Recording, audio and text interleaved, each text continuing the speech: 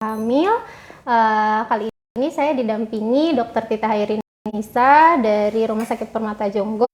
Beliau merupakan konselor laktasi di Rumah Sakit Permata. Halo dokter, selamat siang. Siang. Apa kabar dokter? Alhamdulillah sehat. Ya dok ya. Dokter silakan mau menyapa dulu kawan sehatnya. Halo, assalamualaikum kawan sehat. Salam kenal, saya Dr. Tita dari Rumah Sakit Permata Jonggol. Saya konselor laktasi di Rumah Sakit Permata. Prestasinya juga banyak ya. Jadi semoga nanti kawan sehat semua, terutama ibu-ibu bisa mencontoh beliau.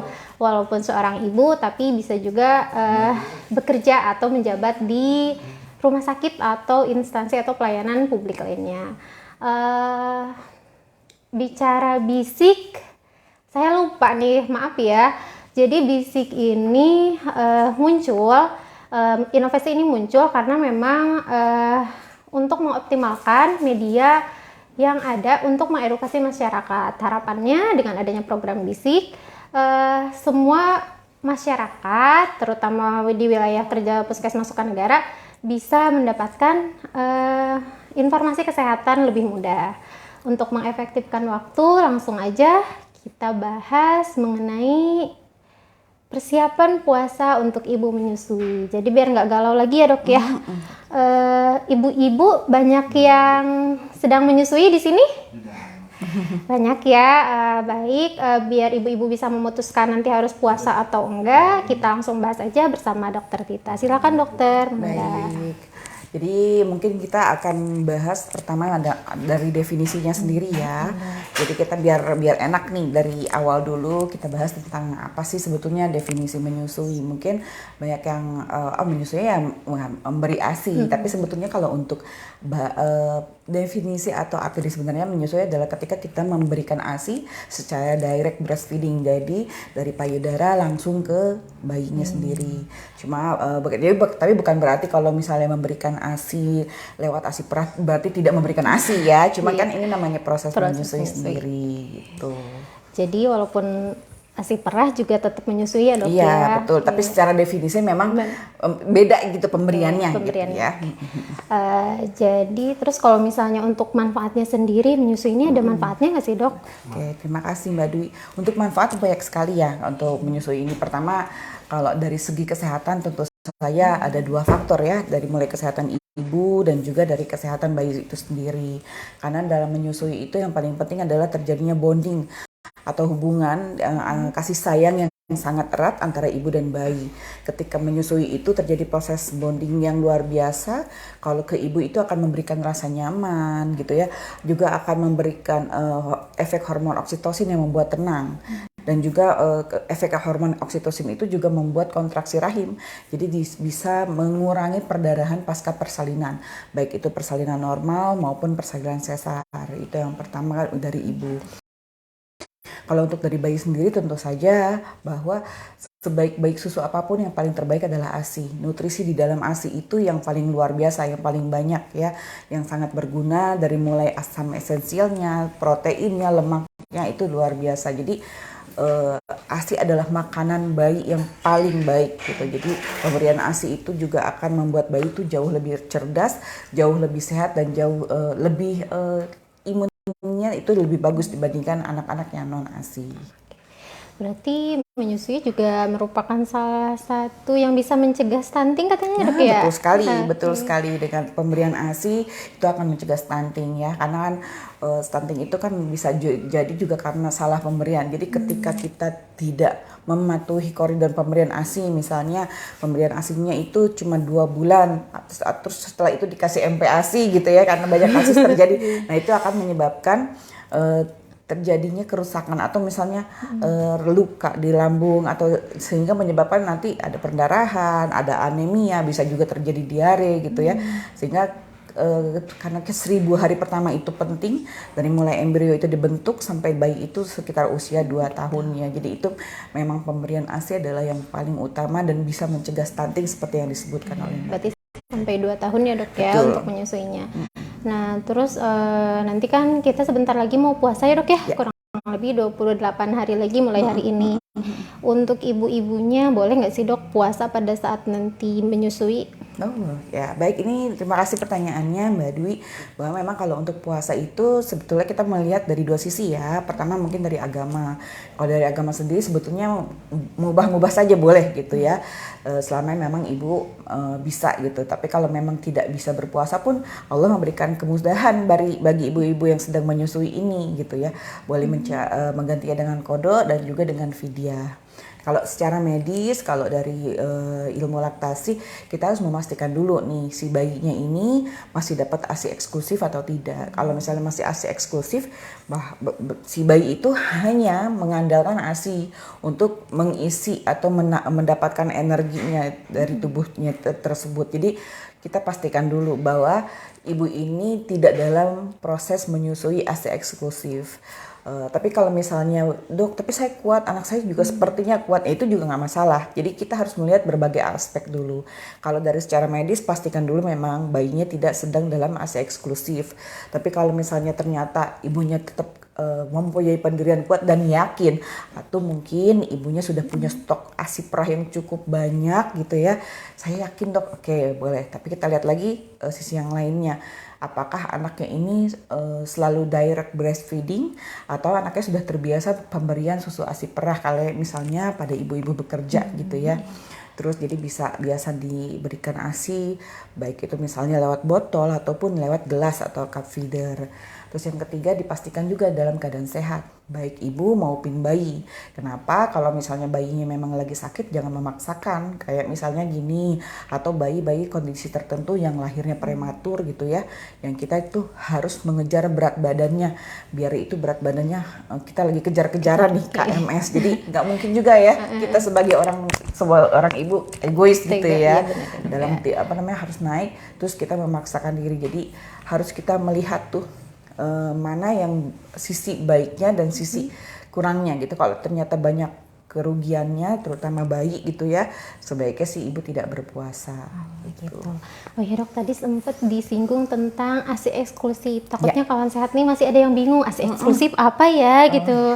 Boleh dijelaskan dulu mungkin dok ASI eksklusif itu jadi, apa? Baik, mungkin ini ada yang udah tahu, mungkin ada juga yang seperti Mbak Dwi bilang ada yang beberapa yang belum tahu. Jadi kalau untuk ASI eksklusif adalah ASI yang diberikan hanya ASI dari 0 saat bayi itu lahir ya, sampai bayi itu usia 6 bulan atau 5 bulan 30 hari gitu ya. Jadi misalnya 5 bulan 30 hari besoknya baru dikasih MPASI gitu. Terus berarti hanya ASI saja ya dok ya. Betul. Kalau misalnya dikasih air putih boleh nggak sih dok pada saat ASI eksklusif? Jangan ya. Kan mungkin kan ada orang gini, aduh kasihan habis nyusu takutnya seret gitu misalnya. Atau takut tenggorokannya nggak enak, dibilas lah sama air putih, jangan ya Bu. Sebaik-baiknya ada cukup ASI, karena di ASI itu ya udah semuanya, termasuk anti haus juga gitu ya. Udah lengkap ya dok ya. Berarti memang ASI ini bisa sebagai makanan sama minuman ya kalau untuk si bayi. Jadi jangan dikasih apa-apa ya. Terus tadi untuk kriteria dan syarat menyusuinya kita udah bahas ya dok ya. Terus ada nggak sih makanan yang harus dikonsumsi gitu biar nanti pada saat menyusui pun susu ASI-nya optimal. Terus kalaupun pada saat puasa ibunya pun bisa puasa dengan optimal. Baik. Sebelum melanjutkan mungkin kalau misalnya nih ya kawan sehat ada yang bertanya silakan kali ya Mbak Dwi ya. Takutnya di sela-sela kita lagi ngobrol mau bertanya. Iya benar, boleh. Baik, untuk makanan sendiri jadi untuk yang diperhatikan ya bahwa kalau ibu berpuasa makannya itu kan, kalau jangankan berpuasa, tidak berpuasa pun makan harus agak banyak. Jadi kalau berpuasa karena kita akan mengosongkan perut lebih dari 12 jam, dipastikan memang kalorinya cukup, tinggi kalori, tinggi protein gitu ya, atau TKTP biasa istilahnya orang gizi ya. Dipastikan kalorinya yang cukup dan juga protein yang juga cukup. Jadi kalori itu misalnya ibu wajib sahur ya, wajib sahur gitu, wajib sahur ketika bulan puasa ini, jangan sampai skip. Kalau misalnya ibu ke skip ya nggak apa-apa, mendingan nggak usah sahur, nggak usah puasa, atau nanti bisa dikodok di bulan Syawal gitu ya, atau di bulan-bulan selanjutnya. Dipastikan cukup makanan, boleh menggunakan sebaiknya sih memang menggunakan karbohidrat yang kompleks ya. Jadi tidak gampang lapar, dicernanya lebih lama, jadi bisa menahan lapar sekitar lebih dari 5 jam kali ya Mbak Dwi ya. Mungkin Mbak Dwi lebih paham nih sebagai ahli gizi ya. Enggak, padahal nanti aku mau tanya ke dokter. Ya, Oh, seperti kita kayak sharing. gitu. Jadi terus di protein juga bisa didapatkan dari telur gitu ya, dari ikan-ikanan, dari daging, tahu, tempe gitu. Tapi kalau saya prefer lebih baik sih ke protein hewaninya untuk makan makanan. Jangan lupa asupannya juga asupan buah-buahan, serat itu Serat, juga ya. penting. Jadi memang harus memastikan dulu nih, kira-kira ibu mampu nggak nih sahur dengan makanan yang lengkap gitu ya. Terus selain itu ada lagi nggak dok? Apa tuh? Makanannya misalnya ada makanan khusus yang misalnya harus ini atau memang cukup dengan gizi seimbang aja lah yang Oh penting. enggak, ya baik, terima kasih Mbak Dwi. Jadi untuk spesifiknya kali ya, untuk karbohidrat yang saya sebutkan tadi sebaiknya karbohidrat kompleks bisa didapatkan dari oatmeal misalnya ya, dari nasi merah atau nasi coklat gitu. Biasanya dokter-dokter gizi menyarankan tuh nasi coklat ya, dan juga bisa juga dari umbi-umbian biasanya kentang. Tapi kentangnya juga jangan dikupas. Kenapa? Karena serat yang paling bagusnya ada di kulit kentang itu sendiri. Jadi kalau misalnya kan jorok ya dok, enggak. Jadi dibersihkan dulu gitu ya, dicuci bener-bener. Kan biasanya kalau kentang tuh kalau kita cuci pakai serabut yang besi itu udah Bersih ya. bersih ya. Jadi misalnya ibu mau dikukus gitu, atau ibu mau dipanggang, dikasih keju atau dikasih daging gitu ya, daging ditumis dulu. Jadi kayak lebih menarik lah, boleh gitu. Tapi kalau kentang kayaknya kurang kali ya. Jadi Ini mungkin nggak nendang ya, Dok? takutnya nggak Nggak nendang ya, nendang, karena nanti malah lemes. kentang itu paling kita satu doang karena mungkin masalah rasa kali ya. Iya. Jadi ibu bisa diganti dengan nasi beras coklat ya, nasi coklat atau nasi merah. Kalau misalnya oatmeal mau boleh. Jadi misalnya bikin overnight oatmeal gitu ya, yang dipadu-padankan dengan buah-buahan atau dengan serat-serat granola, dikasih susu, itu nggak masalah. Oke. Baik, dari kawan sehat ada yang bertanya? Belum ada ya. Nanti kalau misalnya ada yang bertanya boleh sambil ya. Jadi tadi sesuai dengan yang dijelaskan, sebenarnya untuk makanan ini yang penting prinsipnya gizi seimbang ya dok ya. Betul. Yang penting ada kelompok makanan pokoknya, lauk pauk, sayur sama buah. Jadi nggak harus mahal, yang penting kelompok ini bisa terpenuhi semuanya.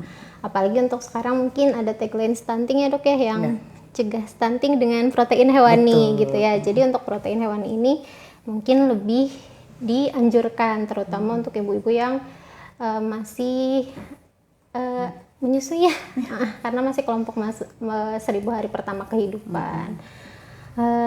Ada lagi dok? Apa? Apa Jadi ya? Bingung aku. Mitos dan fakta dong. Oh, mitos dan fakta. Iya dok, suka ada yang bilang kalau misalnya ibunya makan yang pedes, asinya jadi pedes. Benar nggak sih dok itu? Jadi seperti ini ya. Jadi memang kalau ini karena saya juga membuktikan sendiri ya. Jadi karena banyak teori yang bilang seperti itu, akhirnya saya melakukan uji coba sendiri kepada anak saya yang nomor 2 dan nomor 3 gitu. Jadi ternyata memang kan ketika kita melahirkan ibu, ASI itu sebagai pencahar alami.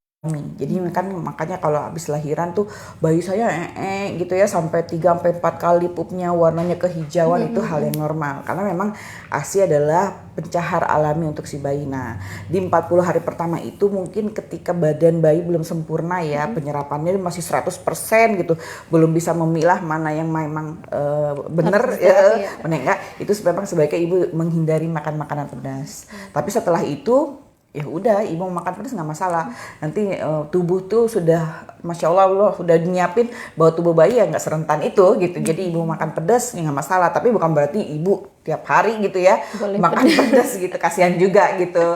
Kasihan ibunya sih, takutnya diare atau malah sakit mah gitu. Jadi kalau untuk 40 hari pertama ya saya bilang iya, kenapa? Karena saya tahu sendiri, maksudnya mengalami ya, sendiri gitu. Saya tes gitu ya, anak saya waktu itu dalam 40 hari pertama saya coba makan pedas, iya jadi lebih banyak pupnya, sering itu lebih kasihan lah, lebih banyak sampai agak-agak lecet gitu karena terlalu banyak pupnya dan mungkin jadi agak asam gitu.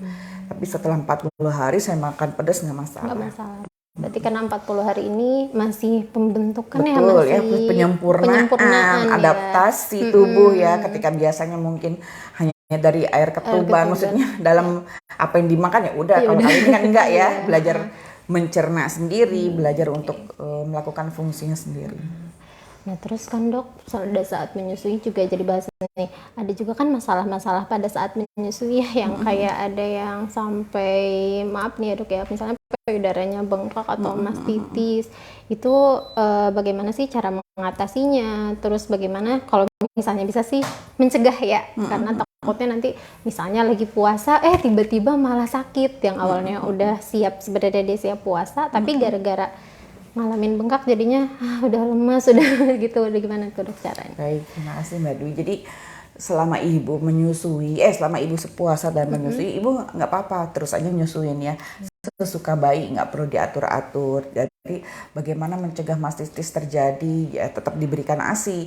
Lalu kalau misalnya dok takutnya ASINya, misalnya biasanya kan pada puasa ini memang karena pasti terjadi dehidrasi ya, karena nggak mungkin ibu minum terus banyak-banyak kayak ibu minum saat sahur, toh juga setelah mulai 7 atau 8 jam ke depan ibu pasti yang namanya urin juga pasti sudah mulai nggak banyak gitu pipisnya keluarnya, atau malah kadang nggak pipis, nanti biasanya pipis lagi setelah maghrib biasanya seperti itu. Nah untuk mencegah keringnya ASI atau misalnya mencegah juga terjadi yang disebutkan tadi mastitis atau penggumpalan atau bengkak, jadi sambil nyusuin gitu ya, ibu sambil memijat payudaranya gitu ya, jadi nanti payudaranya dipijat sambil nyusuin, jadi mencegah biar terus lancar ASINya, dan juga ini bisa merangsang pembentukan hormon oksitosin yang membuat ketenangan gitu di bayi. Jangan lupa tetap disusuin. Kenapa? Makin sering disusuin makin terangsang si hormon prolaktin untuk melakukan produksi ASI. Berarti kuncinya semakin sering menyusui, semakin banyak juga ASI yang Betul, ya, diproduksi supply ya, dok, on demand istilahnya kalau dalam Dok, laktasi. ada pertanyaan dok. Iya, boleh. Dari Loki Indriani.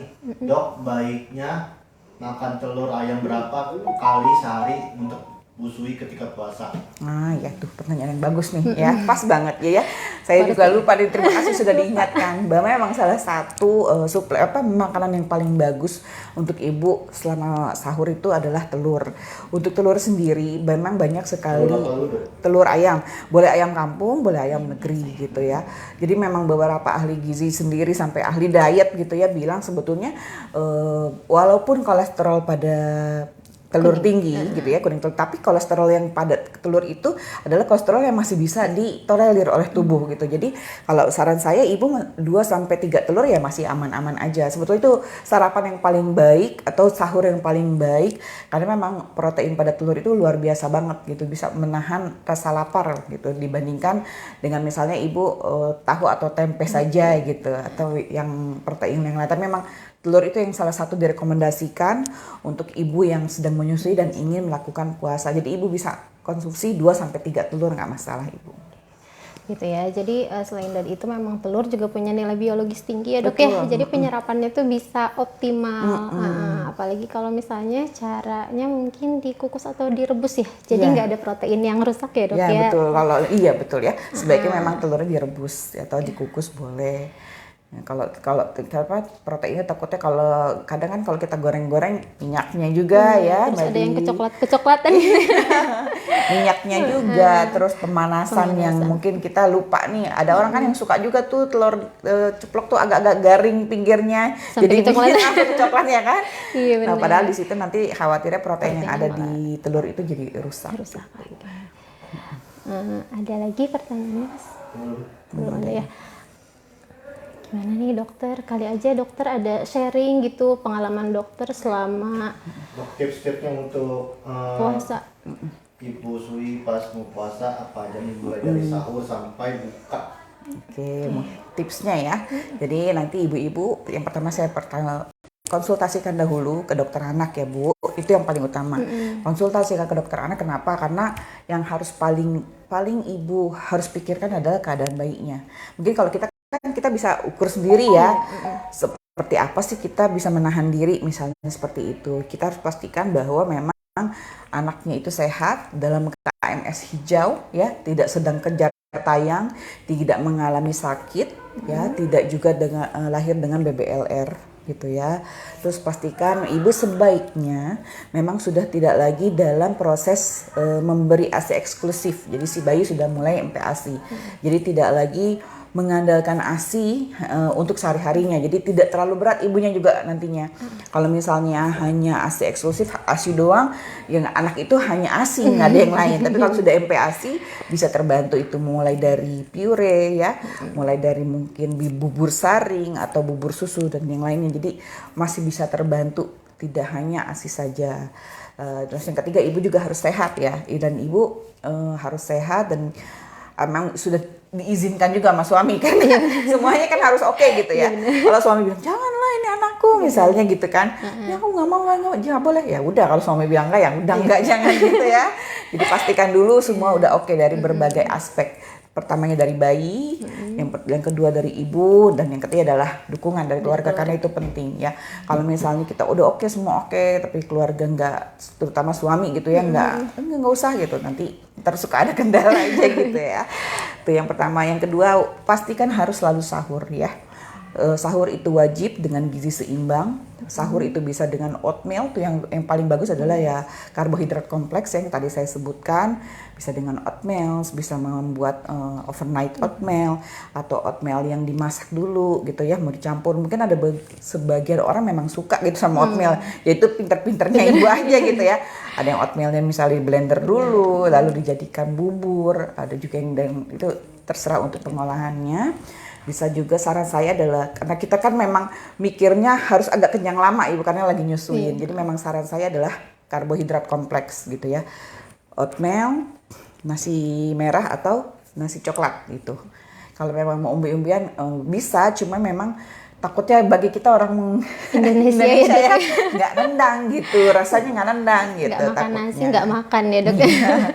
Lalu pastikan ada proteinnya ya. Protein yang paling terbaik sih sebetulnya protein hewani ya.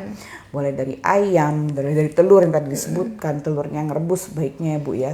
Kalau misalnya jijik juga ya dok, kadang suka enak. Kalau saya dulu suka menyiasatinya, saya pakai bumbu Indomie, terus nggak merek ya, bumbu mie instan. Nah, hanya ambil bumbunya aja. Jadi si telurnya itu direbus, sama saya masukin ke dalam bumbu mie instan. Nah, udah jadi kan rasanya ada rasa gitu ya. Tambahin lagi boleh nasi gitu, karena kita lagi menyusui nih Bu, mau nggak mau rada rewok gitu ya. Rewok tapi juga harus berkualitas. Dari Loki Indriani lagi dok. Oh iya. Dok, kalau bayinya masih ASI eksklusif, baiknya puasa nggak ya dok? Bayi usia 4 bulan. Nah iya tadi saya sebutkan, kalau memang masih ASI eksklusif, pastikan memang bayi dalam keadaan sehat. Kalau memang ibu memerah ASI, kalau ya kita pastikan juga ya stok asipnya bagus. Terus nanti pastikan bayi sehat, ibu juga siap, dan diuji coba aja dulu Bu. Misalnya dalam sehari 2 hari aman, boleh ibu lanjut. Tapi misalnya sehari 2 hari, ketiga hari kok bayi rewel, lebih cranky karena mungkin merasa ASINya tidak sebanyak yang biasa dia hisap.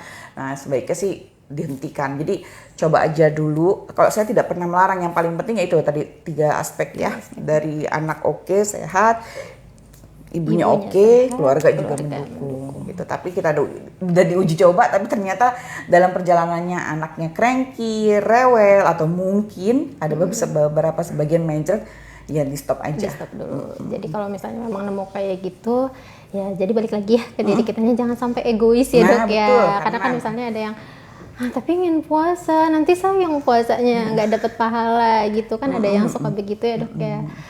Padahal mungkin pahalanya menyusui juga pahalanya dok ya. Betul. Apalagi bukan meninggalkan ya, kita mengutamakan anak juga, itu kan juga pahala juga ya. Banyak pahala yang bisa kita raih ya, bukan hanya dari puasa di Ramadan ya.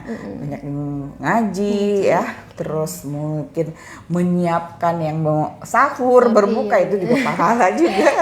Jadi mungkin nanti kalau misalnya ada yang berhalangan puasa, kita cari pahalanya dalam bentuk yang lain ya dok ya. Betul. Ini jadi kayak tausiah ya.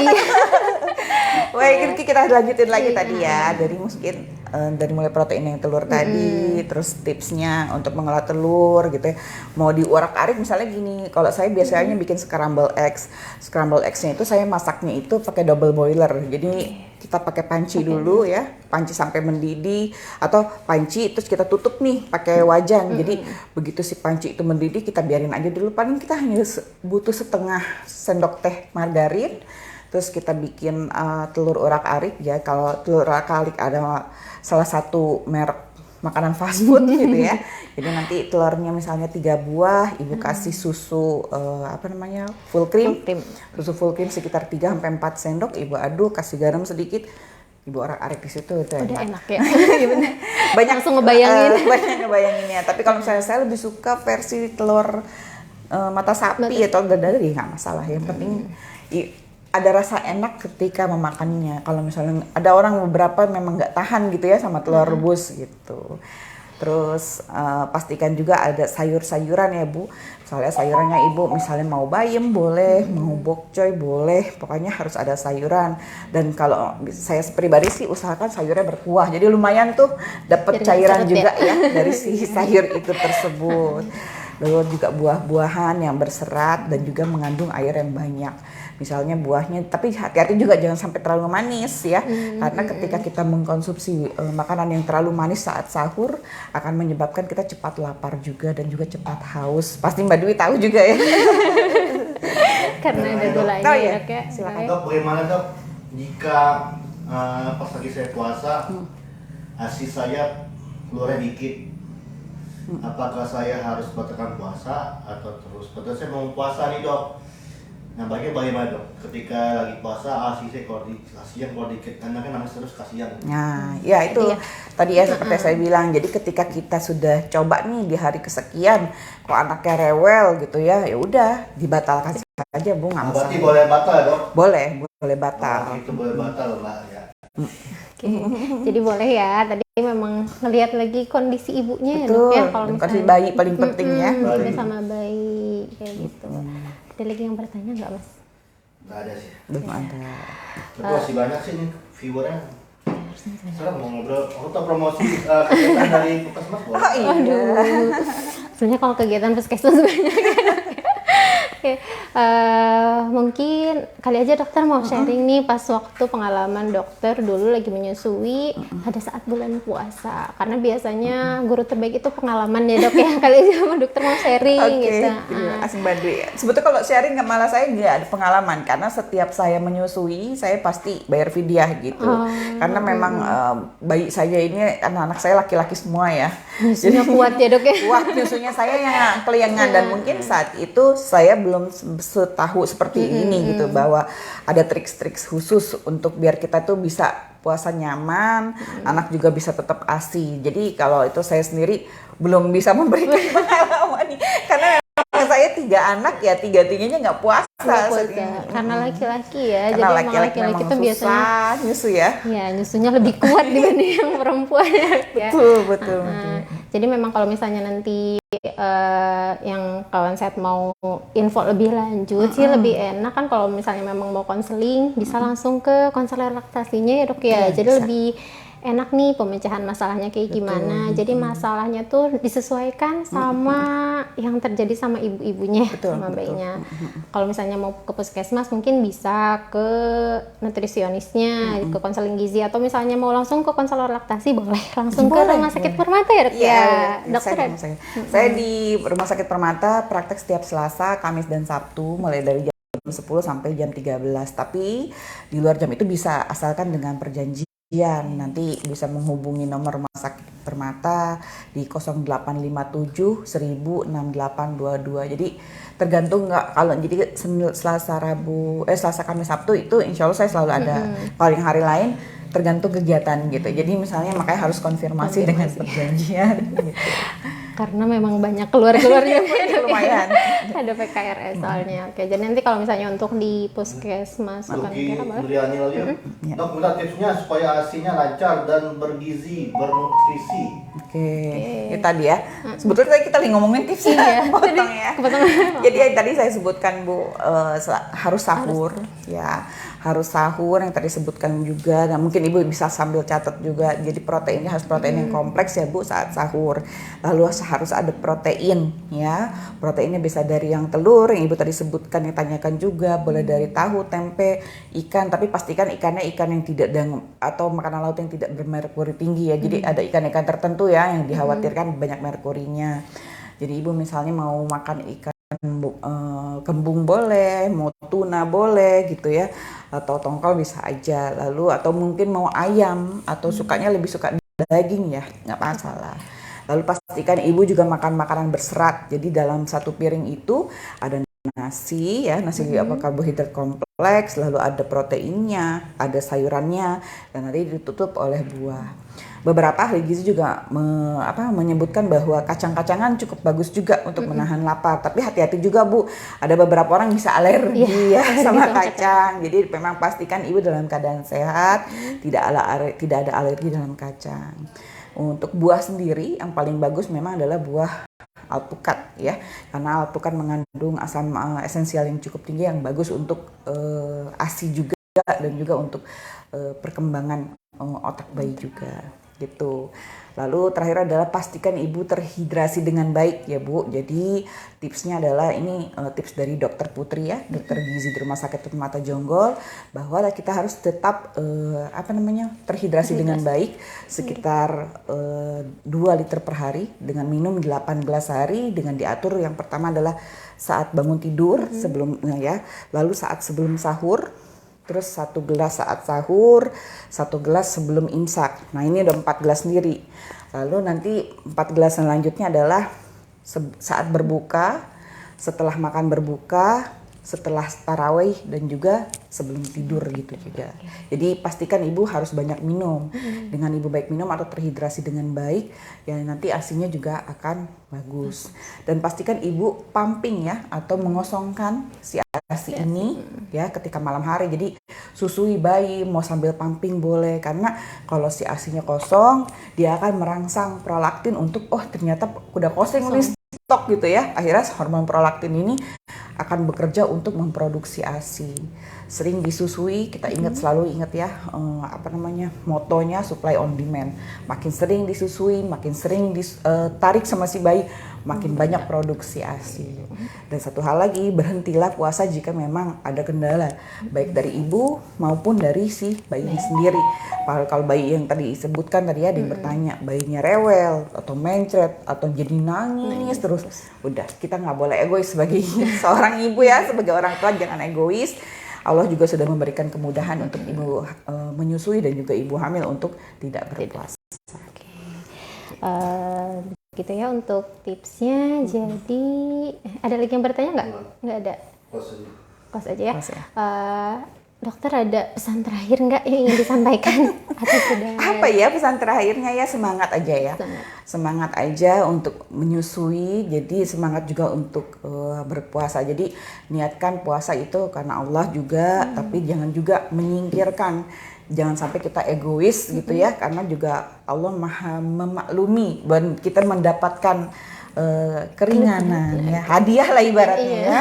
Mau diambil boleh gitu, kalau nggak mau diambil ya nggak apa-apa gitu. Tapi ketika kita ambil malah jadi bikin anak sakit ya jangan sampai gitu.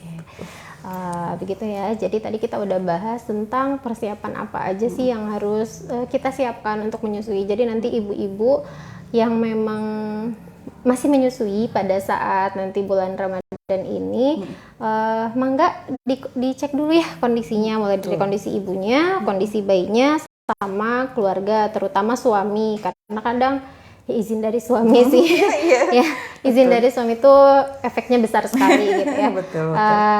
Untuk makanan jangan lupa gizi seimbang, sama tadi protein hewani, terutama untuk sekarang mungkin protein hewani bisa mencegah untuk stunting. Jangan lupa hidrasi. Iya, sama hidrasinya jangan lupa minum ya ibu-ibu, air putihnya minimal sehari 8 gelas atau 2 liter ya Bu? Ya 2 liter sehari. Jika tidak ada lagi yang bertanya, mungkin kita tutup bisik kali ini dengan mengucapkan hamdalah, alhamdulillahirobbilalamin. Nanti kalau misalnya ada teman-teman yang mau bertanya, boleh di kolom komentar atau langsung hubungi hotline-nya masing-masing. Terima kasih kawan sehat, sampai bertemu di program bisik berikutnya. Wassalamualaikum warahmatullahi wabarakatuh.